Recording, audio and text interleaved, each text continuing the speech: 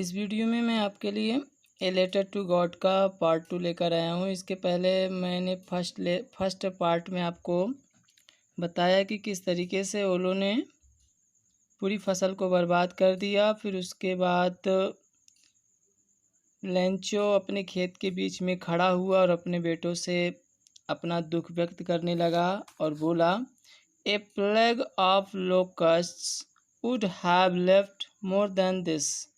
बोला वो कि प्लग आप लोकस्ट, प्लग मतलब होता है झुंड, लोकस्ट माने टिड्डों का, वुड हैव लेफ्ट माने छोड़ देता, मोर देन दिस माने होता है इससे कहीं ज़्यादा।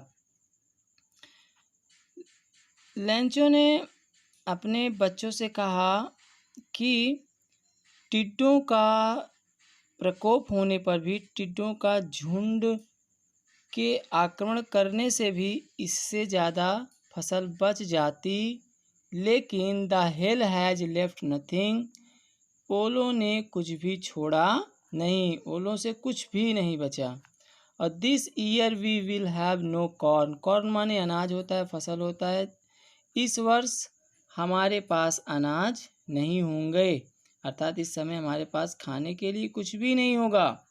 That night was a sorrowful one, तब वो कहने लगा लेंचो कि दैट नाइट वह रात, सारोफुल वन मतलब दुखपूर्ण, सारोफुल माने दुखपूर्ण, वन माने एक थी, वह रात दुख भरी रातों में से एक थी, काफ़ी तकलीफ देह रात थी। All our work for nothing, all our work, all माने सारा, आवर वर्क माने हमारा काम, फॉर नथिंग माने होता है व्यर्थ हो जाना, हमारी सारी मेहनत व्यर्थ हो गई।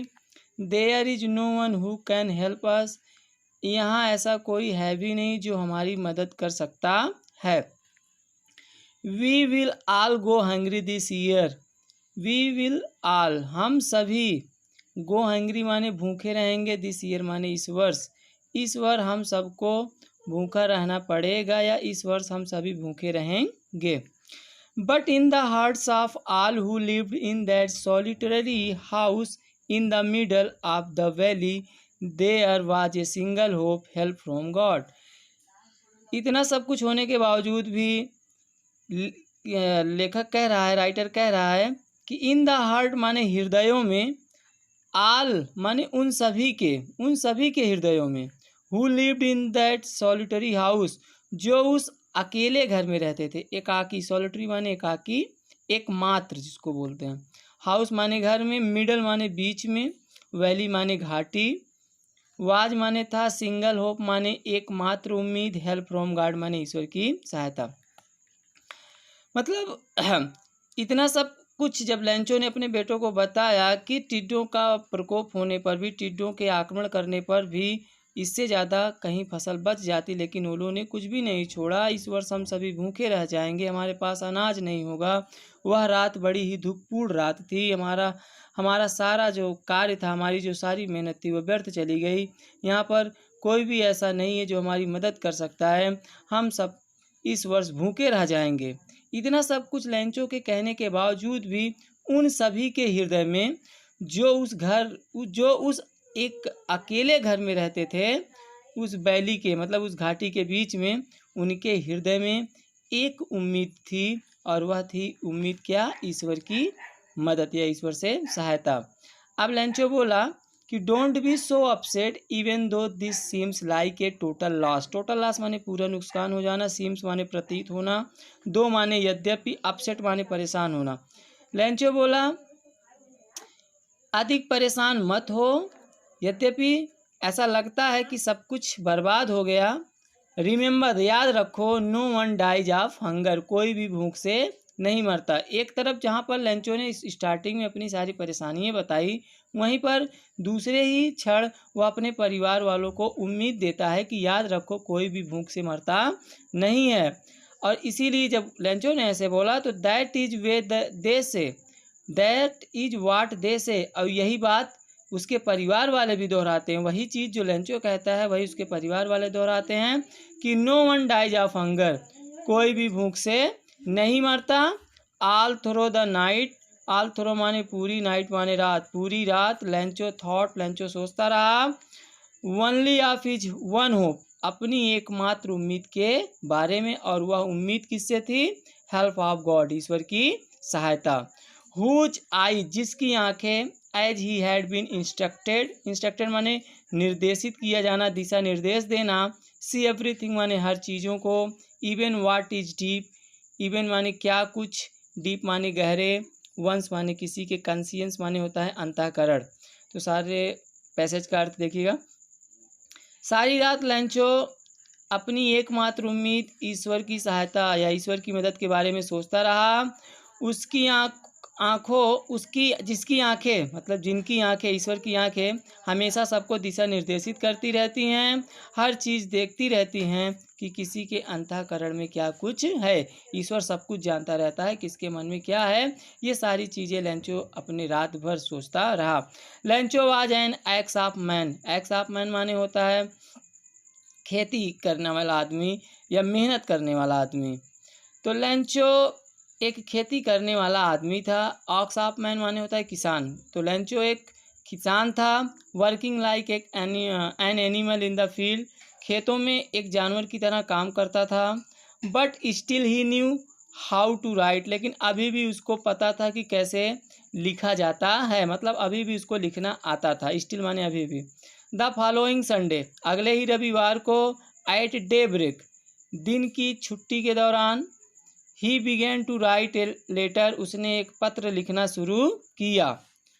दिन की छुट्टियों के समय उसने एक पत्र लिखना शुरू किया। विच, जिसको, he himself would carry, carry माने ले गया, टू टाउन माने नगर, प्लेस इन द मेल माने होता है, मेल माने डाक, प्लेस माने स्थान पर, मतलब डाक खाने पर उस पत्र को ले गया। खुद लिखकर, उस पत्र को खुद लिखकर लैंचो उस पत्र को डाक खाने में लेकर स्वयं गया।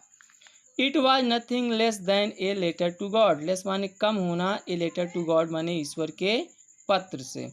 वह ईश्वर के पत्र से कम कुछ भी नहीं था, अर्थात उस पत्र का महत्व एक ईश्वर के पत्र से कम नहीं था। उसने लिखा क्या था? ही रोट, उसने लिखा उस पत्र में, God, Ishwar, if you don't help me, यदि आप मेरी सहायता नहीं करोगे तो my family and I would go hangry this year, इस वर्ष मैं और मेरा परिवार भूखे रह जाएंगे।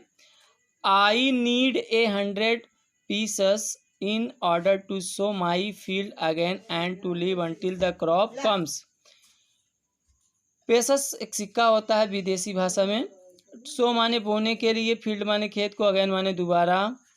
उसने कहा, आई नीड माने ज़रूरत। उसने कहा, हे ईश्वर, मुझे 100 पेसस की ज़रूरत है, 100 पेसस की ज़रूरत है, ताकि, किस उद्देश्य से?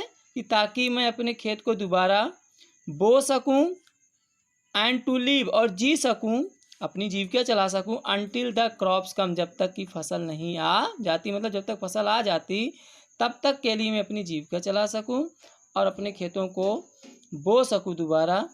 इसके उद्देश्य से मुझको 100 पीसेस चाहिए। बिकॉज द हेल, अब बताता है कि क्योंकि हेल स्टोन्स ने, मतलब ओलों ने मेरी सारी फसल लिख दी। इतना सारा चीज़ उसने पहले लेटर में लिखा। ही रोट टू गॉड, उसने लिखा पत्र पर ईश्वर के लिए, उतना पत्र पर नहीं, पत्र में तो ये सारी चीज़ें लिखी।